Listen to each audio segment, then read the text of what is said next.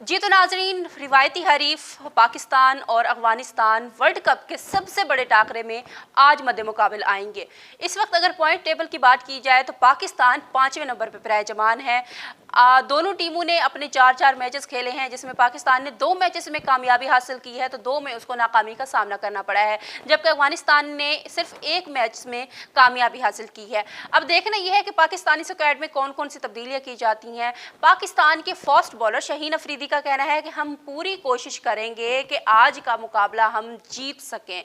उनका यह भी कहना था कि हम भारत में सिर्फ और सिर्फ वर्ल्ड कप जीतने के लिए आए हैं। बहरहाल देखना यह है कि वर्ल्ड कप जीतने के लिए गई हुई पाकिस्तानी टीम जो कि मुसलसल नाकामियां समेट रही है और पाकिस्तान की फील्डिंग हो, बॉलिंग हो या बैटिंग हो, मुसलसल शायकीन क्रिकेट को मायूस कर रही है।